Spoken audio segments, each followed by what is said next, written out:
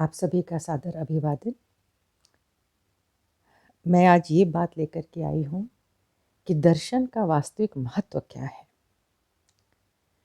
कई बार ऐसा हुआ है कि लोग ये बताते नज़र तो आ जाते हैं कि हम यहाँ गए, वहाँ गए, इधर दर्शन कर लिया, उधर दर्शन कर लिया और लगभग सारे मंदिर समाप्त होने से आ गए हैं। लेकिन अगर ये देखा जाए कि क्या उनके विचारों में, उनके व्यवहारों में, उनके आचरण में कोई परिवर्तन आया हो, तब तो समझ में आता है कि उन्होंने दर्शन किया। लेकिन दर्शन करने के बाद भी अगर हमारे अपने जीवन में कोई भी परिवर्तन नहीं आया है, हमारी सोच वहीं की वहीं है, सब कुछ वैसा ही पुराना है, तो फिर उस दर्शन का कोई महत्व होता नहीं है। ईश्वरीय दर्शन में हम लोग मूर्त तलाशते हैं। कई जगह स्वयंभू होते हैं, कई जगह बड़े सुंदर-सुंदर प्राचीन मंदिर होते हैं, कई जगहों पे बहुत अच्छे चैतन्य होते हैं। हमें वहाँ पे जाना भी चाहिए। हम जाते हैं अच्छा लगता है। हम लेकर के क्या आते हैं, अब बात ये है। लोग बद्रीनाथ भी जा रहे हैं, केदारनाथ भी जा रहे हैं, पहाड़ों पे दर्शन करने जा रहे हैं, दूर-दूर वैष्णो देवी जा रहे हैं। लेकिन अगर वो जो मनुष्य का जो स्वभाव होता है, वह तो बदलते ही नज़र नहीं आता है। भीड़ में धक्का देना और मतलब कुछ भी हो जाए, हमको पहले दर्शन कर लेना है, ये एक स्वभाव मनुष्य का है। और उसमें बिल्कुल परिवर्तन ये तो नहीं आता है कि चलो भाई आप दर्शन कर लो पहले, हम थोड़ा पीछे हो जाएँ, सबके साथ है, किसी एक की बात नहीं कर रही हूँ। लेकिन दर्शन करने के बाद हमें क्या परिवर्तन आना चाहिए, इस पर ज़रूर विचार करना चाहिए। अगर कोई साधक है, यदि कोई वास्तविक दर्शनार्थी है तो जैसे एक बार हम लोग किसी एक दर्शनीय स्थल पर गए, एक मंदिर पर गए और काफ़ी पुराना मंदिर और उनकी बहुत महत्ता थी, श्री हनुमान जी का मंदिर था। हम लोग लाइन में लगे हुए हैं, कोई उसमें स्त्री-पुरुष की लाइन अलग नहीं थी, सब एक में चले जा रहे हैं, चले जा रहे हैं। बहुत सकरा-सा रास्ता, इन लोगों ने बड़ा अच्छा बना दिया है कि एक सकरा-सा रास्ता रखो और खूब लंबा उसको घुमावदार कर दो। एक तो दूरी बढ़ी, लाइन बढ़ी, टाइम बढ़ा और इनका इनका पैसा बढ़ा। तो उसमें ऐसा था कि जहाँ पे मैं खड़ी थी, वैसे मुझे भीड़-भाड़ वाले में किसी भी दर्शन में कभी भी आनंद नहीं आया, कभी भी नहीं आया। इसलिए मैं थोड़ा इसके विरोध में खड़ी होती हूँ। लाइन लगवाओ तो ऐसा लगवाओ कि कोई किसी पर चढ़े नहीं, धक्का ना दे, तो तब तो समझ में आता है कि हम ईश्वर के दर्शन के लिए उपस्थित हुए हैं। तो उस जगह पे मैं खड़ी थी, मुझे दबाते हुए एक लड़का आगे बढ़ना चाह रहा था और जय श्री राम के जो नारे लगा रहा था, उससे लग रहा था कान के पर्दे फट जाएँगे। 1 बार, 2 बार, 3 बार, 4 बार बंद करके आँखें जो है उसको बर्दाश्त करने की कोशिश की। चित्त तो हट गया, हम किस लिए वहाँ पे खड़े हैं, वह हट गया। अब बस ये लग रहा था कोई लड़का चीख रहा है। फिर मैंने उसको धीरे से बोला, मैं जब लगा कि अब बर्दाश्त नहीं हो रहा है, मैंने उसको टैप किया, मैंने कहा, "बेटा, अगर आप धीरे से भी बोलेंगे ना, तो भी भगवान श्री राम सुन लेंगे, श्री हनुमान जी सुन लेंगे। इतना चीखने से कोई फ़ायदा नहीं होता है।" तो ये सब करके हम ईश्वर की प्राप्ति नहीं कर सकते। जो हम दर्शन करते हैं वो बाह्य नेत्रों का दर्शन तो कर सकते हैं। भीतर के दर्शन का क्या महत्व बनता है, ये अभी तक मुझे बहुत सारे लोगों से मैं मिली हूँ, यहाँ दर्शन किया, वहाँ दर्शन किया, लेकिन उसपे प्राप्ति क्या हुई मुझे नहीं पता। तो ऐसे बहुत सारी जगहें हैं। अब जैसे लोग कहते हैं मैं काशी होकर के आ गया, काशी जी का विश्वनाथ मंदिर, जो विश्वनाथ मंदिर का दर्शन किया, उसमें उन्होंने क्या प्राप्त किया? आँखों से देख लिया, बहुत अच्छा है। जितने हमारे ज्योतिर्लिंग हैं उनको देख लिया, बहुत अच्छा है। हम उज्जैन के महाकाल चले गए, बहुत अच्छा है। महाकाल का फिर अर्थ क्या है? उसको अपने भीतर कैसे उतारना है? हमने ये आरती देखी, हमने वो आरती देखी।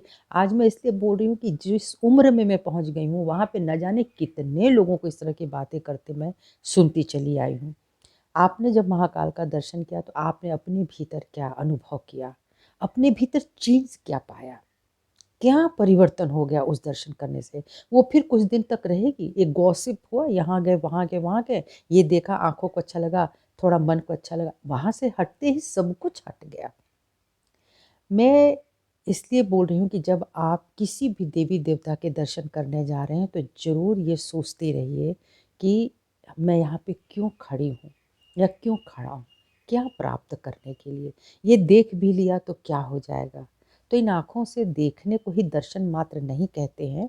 अगर हमने महाकाल का दर्शन किया है तो हमें ये जानना पड़ेगा कि ये कालों के काल महाकाल हैं और हमको इनके श्री चरणों में होना है। तो हमको क्या करना चाहिए, ये क्यों रुष्ट होते हैं, ये कब प्रसन्न होते हैं, ये सब चीज़ें ज़रूर हमको अपने अंदर सोचने चाहिए। अगर हम आज जय श्री राम भी बोल रहे हैं तो हमें सोचना चाहिए भगवान श्री राम कब प्रसन्न होते थे। हमारे आदर्शमय जीवन को देखते हुए ही वो प्रसन्न होंगे, हमारी न्यायप्रियता को देखते ही वो प्रसन्न होंगे। फिर आप 24 घंटे वो नहीं भी कुछ बोलेंगे तो भी आपके भीतर श्री राम ही उपस्थित होंगे। दूसरा कौन है? ऐसे ही भगवान श्री कृष्ण के मंदिर में जो हजारों हजारों लाखों लाखों लोग जा रहे हैं, ज़रूर जाएं। लेकिन ये तो देखें कि वो वापसी में क्या लेके आ रहे हैं। बहुत सारे जो भक्त होते हैं वो केवल बाईं नाड़ी पर रह करके डूब जाते हैं, रोते हैं, गाते हैं। अब लेकिन पूरा व्यवहार एक मनुष्य की तरह होता है। भगवान को सखा बना लिया, भगवान को बच्चा बना लिया, भगवान को पति बना लिया, भगवान को सखी बना लिया। अच्छा तो उससे क्या हो गया? भगवान श्री कृष्ण आए ही क्यों थे? वो सबकी कुंडली जागृत कर रहे थे। जो गोपियों की कुंडलियाँ जागृत हो रही थी, उससे वो लोग उनसे जो गोपी था, जो रास हो रहा था, रामान्य शक्ति सामान्य संगत, जो उन शक्तियों की संगत थी, उससे भगवान बड़े-बड़े कार्य सिद्ध करने वाले थे और कर रहे थे। जिसका अनुमान वो किसी को नहीं देते थे क्योंकि वो बहुत बड़े डिप्लोमैट थे। तो हमको ये समझना चाहिए कि भगवान श्री कृष्ण ने आकर के धरती पर क्या किया और वो हमसे चाहते क्या हैं। जब तक हम इस पर चिंतन मनन नहीं करेंगे, ये हमारे सारे दर्शन बाहर के व्यर्थ हो जा रहे हैं। ये नहीं कि वो सारे व्यर्थ हो जाने चाहिए, लेकिन वो व्यर्थ हो रहे हैं। आज भी मैं जब कभी किसी समूह में बैठती हूँ ना, जैसे मान लीजिए मैं एक सोसाइटी में हूँ, सब अगर वॉक कर रहे हैं, तो मैं क्या देखती हूँ कि जब 4 लोग एक साथ बैठ जाती हैं, मान लीजिए 5 से 10 साल की उम्र का ही एक फ़ासला होगा, ये जो ओल्ड लेडीज़ हैं, बुज़ुर्ग लोग हैं। लेकिन जब वो बैठते हैं, मैं भी अगर जाके वहाँ बैठ जाती हूँ, तो मैं यही सुनना चाहती हूँ कि देखिए वो बातें क्या कर रहे हैं। या तो फिर अपने घर बहुओं की बातें हैं, या फिर मार्केट में सब्ज़ी महँगी हो गई, या फिर हम इस बाज़ार से ये वाला कपड़ा लेकर के आ गए। माने पूरा इस समय भी उम्र के इस पड़ाव पे भी दृष्टि कहाँ पर है? बस केवल अपने बाहर परिधि में घूम रहे हैं, इसी माया में घूम रहे हैं। बहुत होगा तो जी हमने सत्यनारायण की कथा सुननी है, या हम सुनने गए थे, या ये है और हमने देखो हमारे मंदिर में हमने ये श्रृंगार किया, वो श्रृंगार किया। तो भी क्या हुआ? जो मैं सुनना चाहती हूँ वह नहीं मिलता है सुनने को। आत्म साक्षात्कारी जैसी तो कोई बात ही नहीं होती है। आत्मा की तो दूर-दूर तक बात नहीं होती है। तो इसका मतलब क्या है कि ये पूरा संसार में आखिर कितने लोग हैं इस पूरे संसार में जो आत्मा को ढूँढ रहे हैं। असली दर्शन तो वही कर रहे हैं जो आत्मा को प्राप्त कर चुके हैं या करना चाहते हैं। उनको अगर मैं गई ईश्वर के दर्शन को, उनके मूर्त दर्शन को इन आँखों ने देखा, इस मस्तिष्क ने लिया, हृदय में संवारा और अपने भीतर उतर गए, उसको सिद्ध कर लिया उस दर्शन को, तब तो बहुत अच्छा है कि मैं ही आत्मा, मुझ में ही परमात्मा, उनका अंश। तो ये जो आत्म साक्षात्कारी का एक जीवन होता है, वह बहुत भिन्न हो जाता है। और ये जो लोग नहीं रियलाइज़ सोल हैं, लोगों को ये लगता होगा कि ये बहुत बुद्धिमान है, ये बहुत धनिक है, ये बहुत पढ़े-लिखे हैं, वो कुछ भी हो सकते हैं, वो बहुत सफल हैं, उनका परिवार खुश है। लेकिन फिर भी जो एक अंतस की जो ऊर्जा होती है, जो अंतस का ओज होता है, जो उसका दर्शन होता है, वह दर्शन अभी मिल नहीं रहा है। इसलिए जब भी मैं भी बैठ रही हूँ, तो मैं थोड़ा-सा इस तरह से बैठती हूँ, उन लोगों के बीच में कहने की भी कोशिश करती हूँ कि ये इस तरह की चीज़ होती है, सहज है और आत्मा योग है और सब कुछ। उसका कोई अंतर नहीं आता, कोई प्रभाव नहीं पड़ता जल्दी। कुछ लोगों पे मैंने देखा है, अरे! हम तो ये कर लिए, हम तो वहाँ चले गए थे, ये चले गए थे। सो मन बड़ा अजीब-सा हो उठता है, किससे बातें करें? सच बता रहे हैं, कभी-कभी लगता है कि कोई ऐसा ग्रुप है जिनसे ये बातें करें, जहाँ पे लोग आत्म साक्षात्कारी नहीं हैं, मैं वहाँ की बात कर रही हूँ कि अगर सहयोगियों को छोड़ दिया जाए तो बाकी जगहों पे जो भीड़ उमड़ रही है उसमें से कितने हैं जो आत्मा की प्राप्ति के लिए मेहनत कर रहे हैं। अच्छे गुरु हैं, श्री माता जी ने भी कहा है, बहुत अच्छे अच्छे गुरु हैं जिनको आप नहीं जानते हैं, लेकिन हम लोग उनको वाइब्रेशन से पहचान सकते हैं। तो जब हम लोग वाइब्रेशन से देखते हैं कि कोई गुरु अच्छा है, वो अपने शिष्यों को, अपने भक्तों को एक अच्छी तरफ लेके जा रहा है, उसको रुपया पैसा नहीं चाहिए, क्योंकि श्री माता जी ने साफ बोला है कि जो रुपए पैसे लेकर के अगर आपको कोई ज्ञान दे रहे हों और वो लाखों रुपए कमा रहे हैं तो वह गुरु नहीं होता, वो आपका नौकर होता है। वो स्थिति शूद्र की होती है जो अपने लिए नहीं लेता और संसार के कार्यों को सिद्ध करता है। वो एक गुरु है जो एक सुझाव देता है और समाधान देता है, वह गुरु है निश्चित ही। लेकिन ऐसे बहुत कम गुरु यहाँ पर हैं और उनके भक्तों में, उनकी भीड़ में मैं ढूंढती हूँ, मेरी नज़रें ढूंढती हैं कि इसमें से ऐसे कितने लोग हैं, अगर सांसारिक समस्याओं की लिस्ट को ख़त्म कर दें तो कितने हैं जो यहाँ पे जाना चाहेंगे इस जगह पे। गुरु क्यों बना रहे? क्योंकि जो हमारी शारीरिक समस्याएं वो ठीक हो जाए। मतलब हमारा ध्येय केवल अपनी इन समस्याओं को दूर करने के लिए है। लेकिन याद रखें, जो साधक होते हैं, जो शुद्ध आत्मा होते हैं, जिनको ये पता है कि जीवन मृत्यु ये क्या है, ये तमाशे, वो एकदम अपनी आत्मा में उतरना चाहते हैं, वो आत्म दर्शन करने लगते हैं। और जिसने आत्म दर्शन कर लिया उसने परमात्मा दर्शन कर लिया। परमात्मा की अनुभूति, आप परमात्मा को देख नहीं सकते एक साथ, आप उनके किस किस रूप को देखना चाहेंगे? जो रूप चला गया वो आपको दिखेगा नहीं। भगवान श्री राम का स्वरूप आपको दिखेगा नहीं। आप किसी भी धर्म के हों, अगर आप देखना चाहें तो आप उनको नहीं देख सकते जिन्होंने शरीर छोड़ दिया है।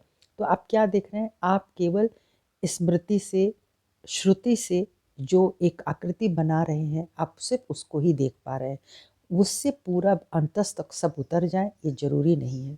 तो इन भारी भीड़ में मैं यही देखा करती हूँ कि लोग गुरुजनों से क्या सवाल करते हैं। बहुत सारे सवाल ऐसे होते हैं जो बिल्कुल आत्मा से दूर होते हैं। तो आत्मा की प्राप्ति के लिए अपने गुरुजनों से बात करें, आत्मा की प्राप्ति के लिए आगे बढ़ें। आत्मा की प्राप्ति के लिए ही हमें ये जीवन मिला है। ये जो मनुष्य जीवन मिला है उसमें पता नहीं हमने कितने जन्म गंवाए या सारे गंवा चुके हैं, यही अंतिम होगा। तो उसमें हमको अपने आत्मा को प्राप्त करना है और जब आत्मा प्राप्त हो जाती है तो आप इस शरीर को भी संतुलित करने लगते हैं, आप अपने मन को भी संतुलित करते हैं, आप प्रफुल्लित रहना चाहते हैं, आप प्रफुल्लित रखते हैं। अगर कोई नहीं होता है, वो सारे इस माया में रमे हुए लोग हैं, अगर वो आपकी संगत को नहीं पसंद कर रहे, इसका मतलब है कि वो आत्मा से अभी बहुत दूर है। तो अपनी आत्मा का दर्शन करें और उसमें जो प्रसन्नता है, उसमें जो शांति है, वो कहीं नहीं है। आप जाएँ मंदिर-मंदिर, आप जाएँ तीरथ-तीरथ, लेकिन देखिए क्या हो रहा है इस समय। अगर कोई तीरथ करके भगवान को प्राप्त ही कर लेता, तो जिस-जिस तरीके से ये मृत्यु की घटनाएँ हो रही हैं, उस तरीके से तो नहीं होनी चाहिए। मृत्यु होगी, पर उस तरीके से मुझे लगता है कि नहीं होनी चाहिए। जैसे कि पहाड़ों में लोग जा रहे हैं बहुत शोर मचा कर के, अभी आप सारी घटनाएँ देख ही रहे हैं, अगर आप न्यूज़ पढ़ते हैं, सुनते हैं तो।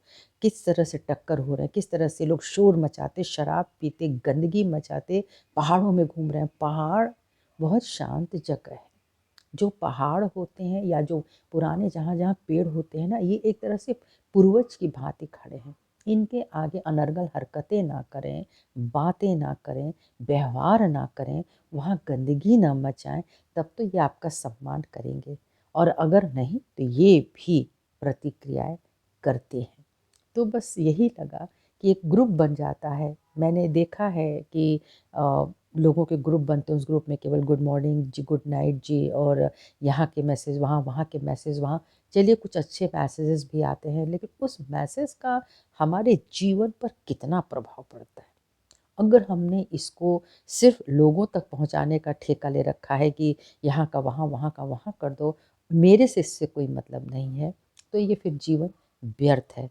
आजकल मैं यही देख रही हूँ, चाहे वो व्हाट्सएप ग्रुप होता है या कुछ भी, कोई अच्छी बात जल्दी होती नहीं है और जो आत्म साक्षात्कारी हैं, वो इसके ऊपर कहीं जाना नहीं चाहते हैं। यही चाहते हैं कि हम लोग जो बात करें, वो आत्मा की हो। और सबसे सुंदर बात और है कि लोग कहते हैं कि प्रेम कोई कर नहीं सकता, प्रेम नहीं होता है, सब स्वार्थ है। ऐसे भी लोग हैं तो दुनिया में चल रहे हैं। ऐसा नहीं है, आप ईश्वर से प्रेम करते हैं, ईश्वर आपसे प्रेम करता है।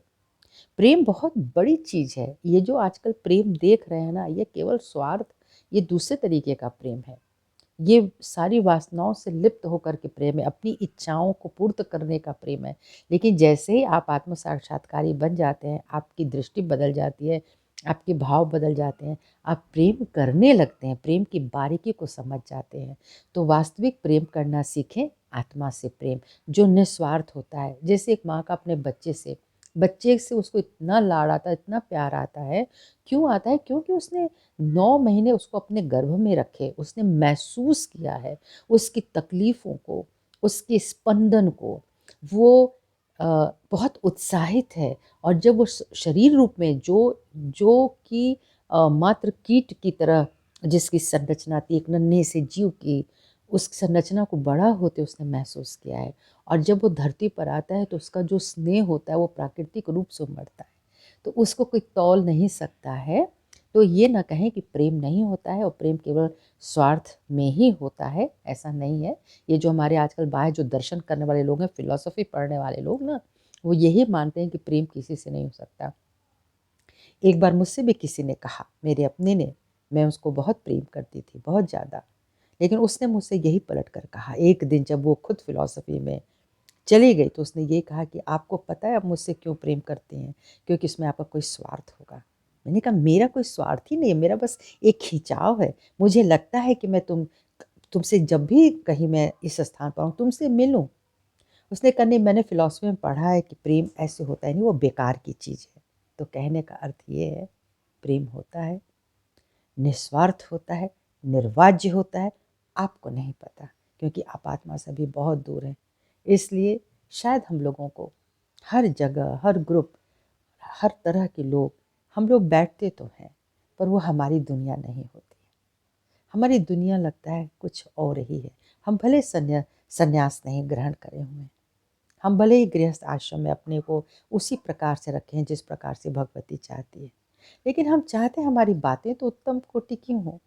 हम बैठे, हम कुछ ईश्वरीय चर्चा करें, कुछ सत्संग करें, और उस सत्संग में हमारा परिवर्तन हो, हमारी अनुभूति छुपी हो। तो देखें कहीं अपने भीतर भी झांक करके कि जब आप बैठते हैं कहीं पे, तो आपकी बातें क्या होती हैं, किस तरह के लोगों के साथ होते हैं, कहाँ तक आप इसको विस्तार दे सकते हैं, ऐसी सूक्ष्म बातों को। जब तक हम सूक्ष्मता में नहीं उतरेंगे, हम लोगों का जीवन सुंदर तो नहीं बनेगा। तो यही आज मुझे मथ रहा था कि मैं आपसे बात करूं कि हमें अपनी आत्मा की ओर ही बढ़ना है, आत्मा की ओर देखना है, प्यार सभी से करना है। प्यार निस्वार्थ होता है, निर्वाज्य होता है। सभी को मेरा प्रणाम। जय श्री माता जी।